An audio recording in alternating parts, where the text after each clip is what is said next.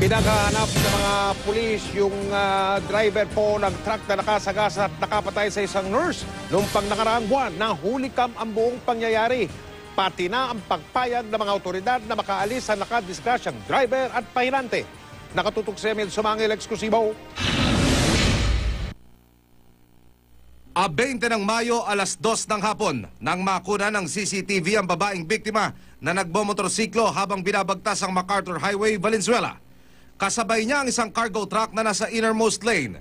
Paglagpas ng ilang metro, kumaliwa ang babaeng sakay ng motorsiklo. Dito na naganap ang disgrasya. Pumailalim ang biktima sa hulihang bahagi ng truck, saka ito nagulungan. Durog ang helmet at wasak ang motorsiklo ng biktima. Dead on the spot si Riza Abalos, 25 anyos, isang licensed nurse. Patungo sa isang restaurant si Riza nang siya'y madisgrasya. Mabilis na dumating ang responde. Pinatabi ang truck at pinababa ang driver at pahinante para maimbestigahan. Pero makaraan ng ilang minuto, biglang umalis ang truck driver at pahinante sa lugar ng pinangyarihan, dala ang nakadisgrasyang truck. Ayon sa mga nakakita, pinayagan daw ang dalawa na umalis makaraang sabihing wala silang kinalaman sa disgrasya. Bumaba pa yung driver sa pahinante. Sabi niya, hindi ako nakasakasa niya. Wala nakaalalang ko na ng nameplate. Yung truck, ano yun? Mabilis ba ang takbo? Ay hindi, sakto lang, normal lang sir. Hindi sa kumbaga harorot, sakto lang siya.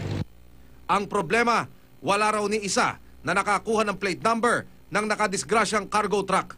Labis pa rin ang pagdadalamhati ngayon ng OFW na ama ni Riza. Masakit talaga.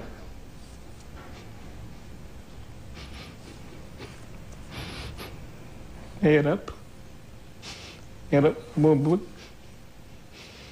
Tagal ko sa abroad. Nag-stay ako para makasama na. Kaya lang ito. Sakit talaga. Minsan hindi ako dito natutulog pag nag-iisa ako. Ay ito, natulog ako sa nanay ko para may makausap lang ako.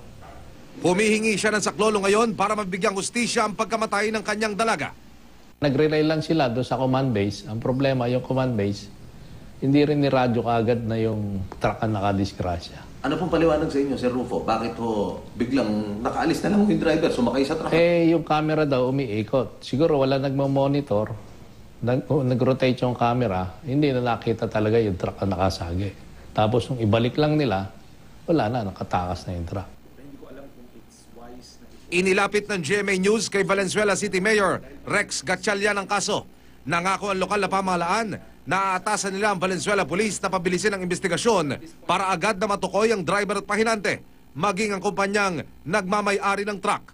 Emil Sumangil, Nakatutok, 24 Oras.